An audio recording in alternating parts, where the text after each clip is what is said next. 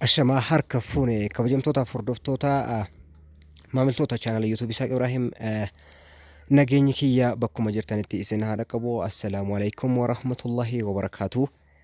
Arrakaa viidiyoo baay'ee addaa takka isiniif qabadhee dhiyaadhee jira. Barnoota baay'ee ajaa'ibaatii waan faayidaa guddaa isiniif qabu jechuudha. Kunis akkamitti jechuudha barnoota barsiisaan yookiin barataan tokko barachuu danda'a yookiin barsiisaan akkamitti onlaayiniidhaan barsiisuu danda'a.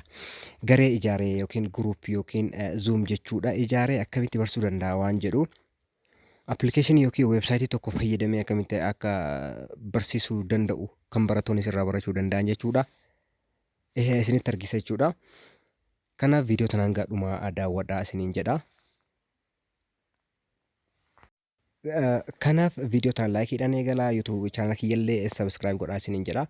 Jalqaba kaa weebsaayitii yookiin appilikeeshinii kana daawunlood godhachuudhaaf jechuudha. Play Store keessan irra ni seentan jechuudha.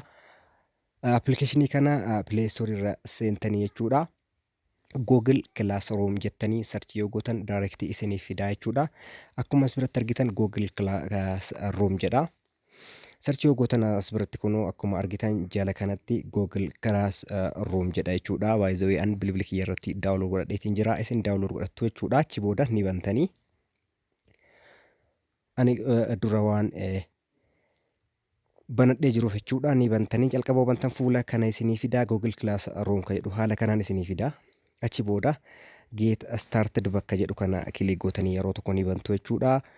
Fuula haaraa isinii fidaa imeelii keessan isin filachiisaa jechuudha. Imeelii bilbila keessan irraa qabdan hunda isin filachiisaa. Kun waan amma imeelii afurtu bilbila kiyya irra jira. Arfan keessaa tokko ni filadha jechuudha. Inni dhumaa kun immoo namoota imeelii hin qabneef imeelii akka banatan bakka kanatti jechuudha. New account jedhu banatan yookiin immoo qabaatan tokko irratti kilik gootan jechuudha. Amma kun tokko qabaa isa irratti kilik godhee san booda okay jedhaan jechuudha bakka amma okay kana dhufee. Achi booda haala kanaan naa dhufaa get started kan jedhu ammallee yeroo tokko kilik godheetii banaanii jecha. Yoo bantan haala kanaan fuula kana isinii fidaa waan ajaa'ibaa amma as biratti isinitti argisiisaa jechuudha. Wanni baay'een as bira jira. Akka asan booda jala kana mallattoon pilaasii jirti. Pilaas aayikanii kana kilik gootanii bantan jechaadha. Achi booda create class jedhu kana tuqxanii jechuudha. Okay. San booda fuula kana isinii fidaa akkamitti kilaasii create yookiin uumuu akka dandeessan gola yookiin kilaasii yookiin daree jechaadha. Isinii fidaa as biratti kilaasruumii maqaa barreessan jechuudha. Neemii isaa.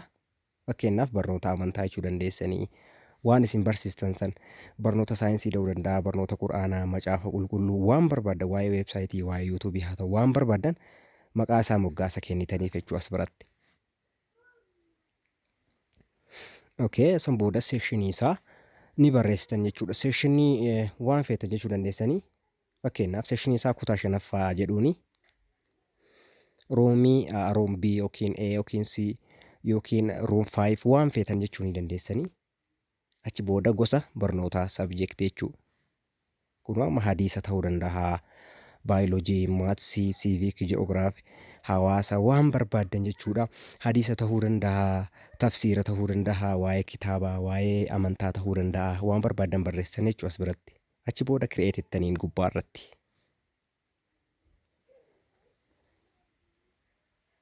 Okay. Xiqqoo isin eegdanii sekondii muraasa jechaadha.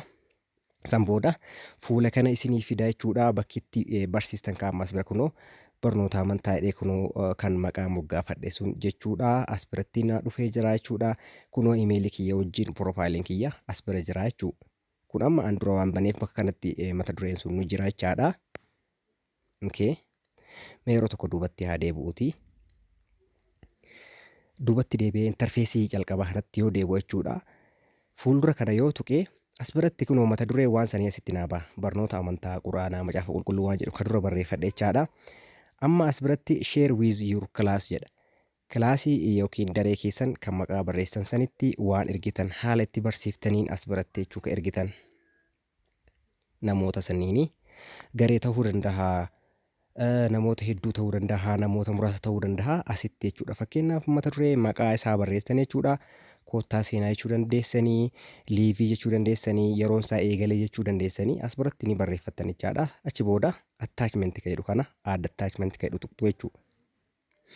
Attachmentii kana bakka baay'ee keessaa fidattanii diraayiviin jiraa, liinkii kaa'uu dandeessanii, fakkeenyaaf PDF'dhaan haa ta'uu, Wordiidhaan haa ta'uu waan barbaadan jechuudha. As keessaa filattan amma. Kun calqaba irratti liinkiin jira fakkeenyaaf liinkii waan sanii yoo barbaadan as biratti koppii gootanii liinkii san kaa'uu dandeessanii. Okay. Kana baay'ee isin hin barbaachisu isinii. Inni biraa diraayivii keessaa fudhachuu dandeessanii, faayilii wayii bilbila keessan keessaa upload gochuu dandeessanii, footoo kaasuu dandeessanii, fakkeenyaaf suuraa barbaadan bakka kana tuqxanii jechuudha. Suuraa bilbila keessan keessaa filattu jechuudha. Okay. Dookumentii fakkeenyaaf dookumentii wayii waa wayii jechuudha bifa barreeffamaatiin kan qophaa'e dookumentii bakka kanaa filattanii kasinitti tole asirra sheer gootaniif jechuudha. Namoota sanniini sheer gootaniif fakkeenyaaf amma kanaa filadhume. Okay, kan barbaadan isin filachuu dandeessanii. An dookumentii fi faayilii baay'ee bilbila kiyya keessa jira. Koppii second payment jedhu kana haa tuqume.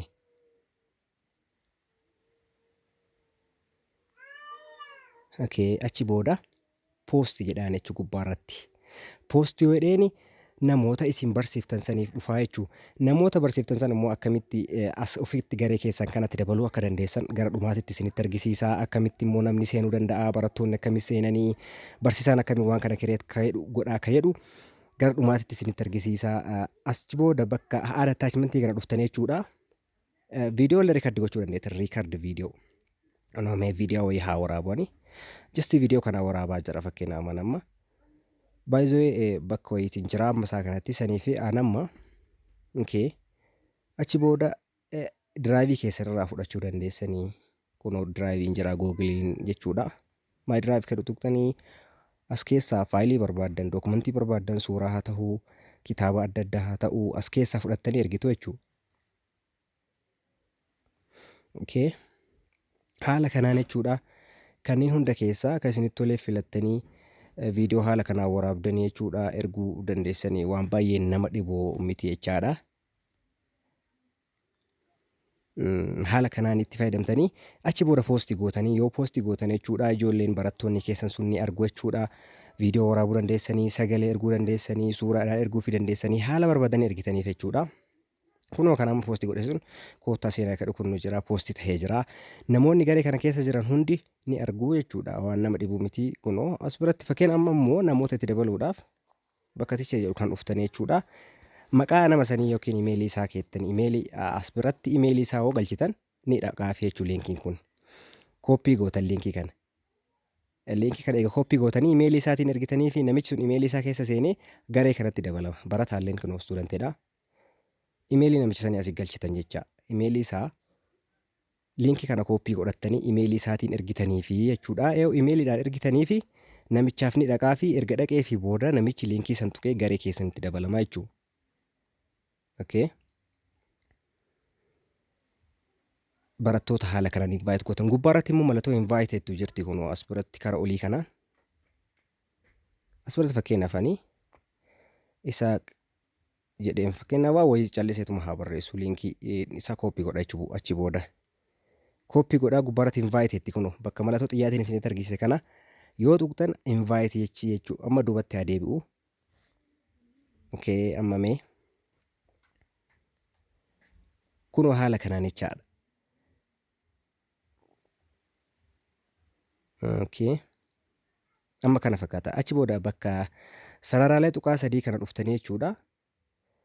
Waan isin barsiistan as birara. Namni as keessa jiru, namni garee kana keessa jiru barattoonni ka amantaa haa ta'u ka waan feetaniitu garee kana keessa seenanii as keessa gattuqanii jechuudha. Asirraa ilaallatu jechuudha. Waan baay'ee salphaadha. Haala kanatti fayyadamuu dandeessu jechuudha. Waan baay'ee namatti toludha. As bira dhuftanii immoo waa'ee keessan kana edit gochuu dandeessanii, liinkii isaa kooppii gochuu dandeessanii, liinkii kooppii gootanii nama erguu dandeessanii. Bakka siitiin kana dhuftan jechuudha. Liinkii nama as jira jechuudha. Kan namaan invite gootan invite jechuun akka gara kana dhufuu ka gootanii liinkiin jira yookaan immoo hiini jechuudha. Hidhatu jira. Koodii fi liinkiitu jira. Fakkeenyaaf student invitation setting kana keessatti kun koodii kana waan namicha sanii ergitanii fi Appilikeeshinii kana yoo qabaate koodii kana yoo galche isinitti dabalama aaddi isinitti ta'a. Liinkii kanallee yoo tuqee yoo ergitaniif waanuma fedheen yoo ergaa fi iimoon ta'uu danda'a waan barbaadaniif yoo ergitaniif achi booda seef gootanii jechaadha.